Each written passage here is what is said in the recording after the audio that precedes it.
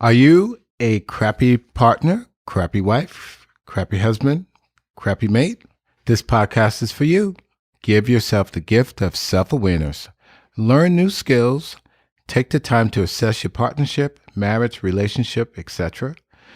So how are we going to do this? Start by taking the Crappy Mate quiz. The quiz can be found on our website, www.crappymate.com, on Pinterest, Crappy Mate, Instagram and Facebook, Crappy Mate Podcast. We will dedicate episodes to discussing the quiz topics. In further episodes, we will be exploring common problems, the speed bumps that occur in relationships. Also, we will introduce time-tested skills and helpful hints to enhance your relationship, and we invite you, our listeners, to contribute your thoughts, questions, or concerns regarding relationships. Welcome to the Crappy Mate Podcast.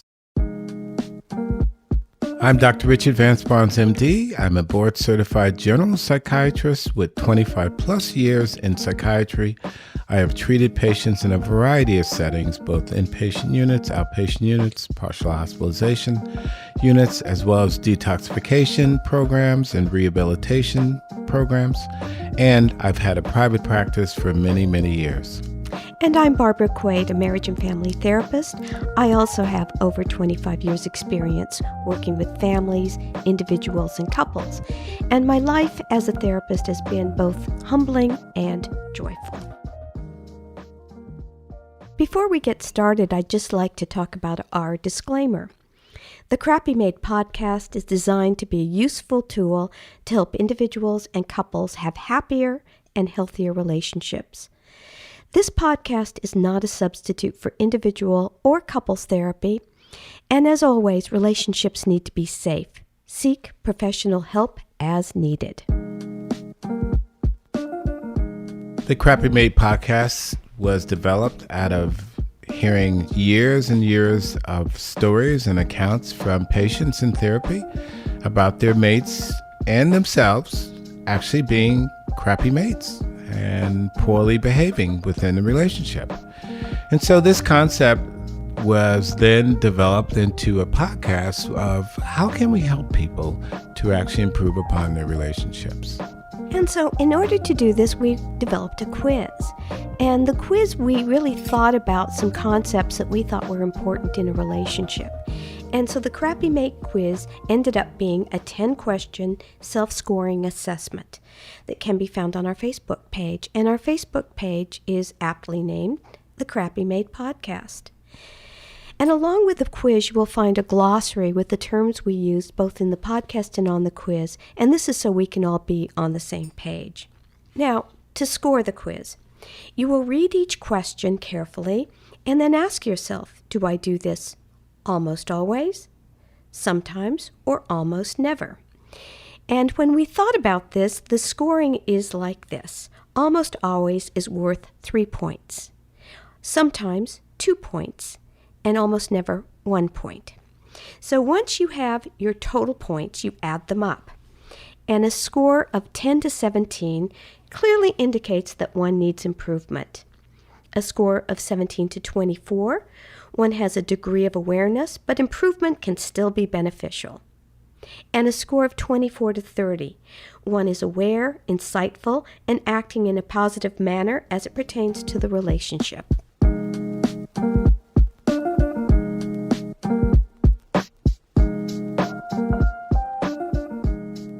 Welcome to the Crappy Mate Podcast. In today's episode, we will be talking about living with a mate who suffers from attention deficit disorder or attention deficit disorder hyperactivity disorder.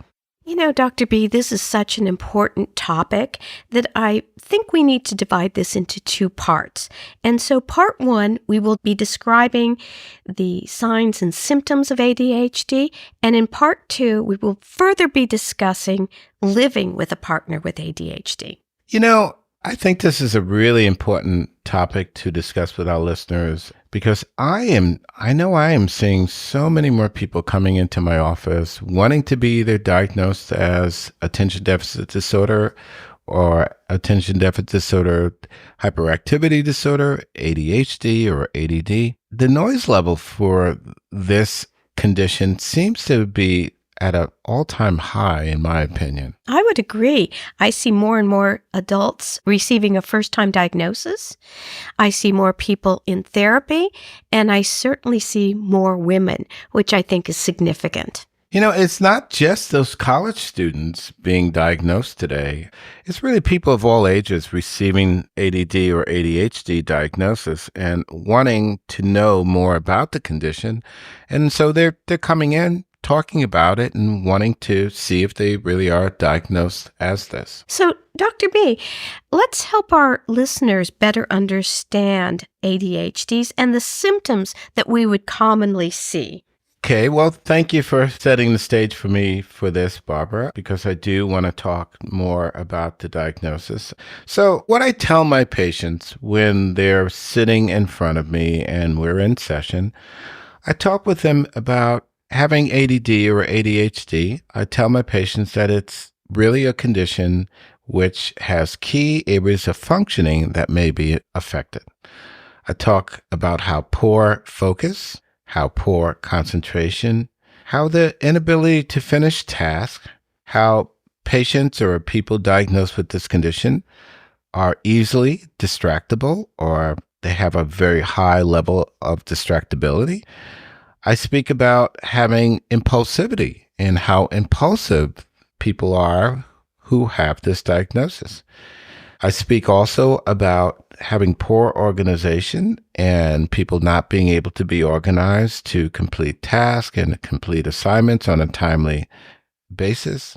And I tell my patients that, this condition will usually begin in early childhood, but it may persist throughout their lives. Well, I've got some statistics on that. And so 70% of children who are diagnosed with ADHD go on to have symptoms as adults. And really, the prevalence of ADHD has doubled between 2007 and 2016. And here we are in 2024. So you can imagine that statistic has probably gone up. And in the United States, 3 million cases are diagnosed each year. That's a huge statistic. That is a huge number. And, I have my own personal ideas about why we are seeing more and more cases coming in and people coming in wanting to be diagnosed or actually having received a diagnosis of ADD or ADHD. In my opinion, I'm going to be a little cynical, but I think that some of the noise level for this condition has been raised by way of the pharmaceutical industry. And what I mean by that is that we have several more newer products or medications that treat this condition. And I think with that, there's more noise level. And I think that we are being bombarded with ads or we're being bombarded with the notion that we may have this condition and we need to get treated for this. I would agree with that. And I would also say that in our everyday speaking, you hear people say, he has ADD. He has ADHD. Oh, that's so ADD. Take a chill pill. All these kinds of phrases that you just hear. Yes, I would say, like we discussed with bipolar disorder, I think ADD is another term that's been tossed around like water in our society today. And clearly, we have a heightened awareness, or we're looking for people that are either being hyperactive or that are acting in a way that they can't seem to get organized to complete tasks. And so I think that we're much more aware of looking for these conditions today. Well, and what I see is what might bring people into therapy is these conflicts in their relationships. So I think if you think about a marital relationship, if you have somebody who's distractible, who can't complete tasks, who's irritable, this is going to cause difficulties in a relationship. Wouldn't you agree? I would agree 100% with that. And there have been several cases that I can recall from my own practice that clearly indicate that it's the condition of ADD or ADHD and a partner that has brought them into treatment. Let me share with our listeners and with you, Barbara, a particular case that I've had several years ago. I treated a couple in which the male partner was accused of never listening to his spouse. Now, his spouse spoke about how he never seems to listen and appeared to be not interested in really the relationship. The spouse would talk about this in therapy, and she would say, he never seems to listen, and it appears that he just doesn't care enough to be present during most of our situations and most of our time together. And she would go on to say, when I ask him to meet me anywhere, he's always late. And sometimes he will show up even 2 hours late for our meeting. The spouse in this case went on to describe further what it's like living with their mate suffering from ADD at home. And she would talk about, we have several projects that are started, but they're not finished in our home. I will often find laundry still in the washer, damp, not placed in the dryer. I have not been able to use my kitchen table for years, she went on to say, and she would talk about in session, because it's piled high with papers, mail, books, photos, bank statements, etc. The spouse describing this life with this partner of hers, she would go on to say, it's almost as if he just doesn't care enough about me to be better at finishing projects, eliminating clutter in our home and mess, or being attentive to when we're supposed to even meet for dinner or for any kind of appointment. And so it's really clear to me, she would go on to say, that I guess he really doesn't care enough about me to really do these things better. Our listeners are probably thinking, whoa, that sounds really exaggerated. But I think it isn't. I think these happen day to day in households where there's a person with ADHD and the other person is living with them. That's why I think it's so important that we really have this second part to our episode so that we can really dive deeper into it, because there are sets of skills that I think both partners can learn in order to make living together better.